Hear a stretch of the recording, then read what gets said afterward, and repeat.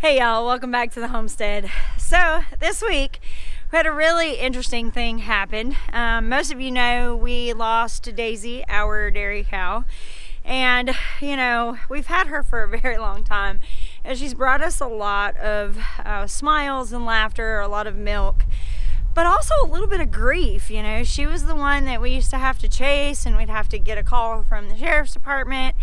And so when she passed away, you know, I was kind of like, don't have to worry about chasing after her anymore, right?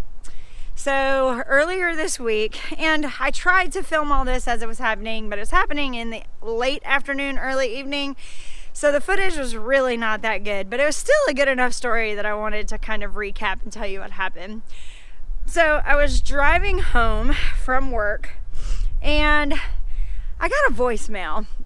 And it was because I was out of reach of my cell phone service. And so when I finally got back in, it dinged that I had a voicemail. So I was like, well, let me listen to that. That's kind of weird. And it was a little interesting. I'm going to let you listen to it. Hey, Robin. I was just going by the church up here, and there's about 40 cows that are out over here. I don't know if they belong to y'all. It's a white longhorn cow and two black ones. They're in the field. Just was worried that they might get out in the highway. Hope y'all are doing good. Talk to you later. Bye-bye. I love the southern obligatory, hope y'all are doing well. Talk to you later. Like, hey, woman, you got cows out. So anyway, I rushed back because I wasn't far from the house. I called Jason and he headed, because they were literally like right down the corner here. So he called me back. He's like, I've got them. Where are you at? And I told him I'm right at the driveway. He said, well, go drop your car off and then come meet me, because I left my car on the side of the highway.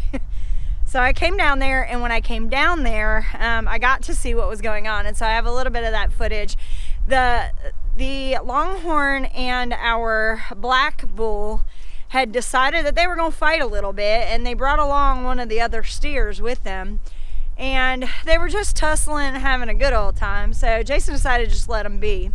So I came back down to the house, tried to find a radio, couldn't find one, and so I kind of hung out here waiting to see what was going to happen. So finally they call me, and Jason's like, hurry up, I need you to go get feed out of one of the barrels and meet us in the back pasture. So I did that, went back to the back pasture. There's a little bit of footage of that where we threw some feed out, let them do their thing. Well, in the meantime, we also had to find out where they got out. And there was a big, huge gaping hole, and we're really not sure. We think it was a tree that kind of knocked it down, but there's this big, huge hole. So in true homesteader fashion, in the dark, using our cell phones only for light because we had left our flashlights here at the house, we patched up a fence in the dark. So that was a lot of fun.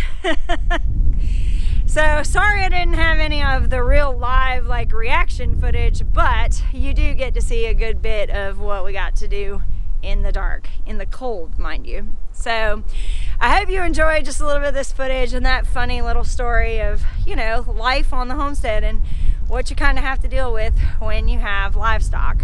So we're off to take more feed and some more hay to these guys, because the weather we've had this year has been so much colder than these guys are used to.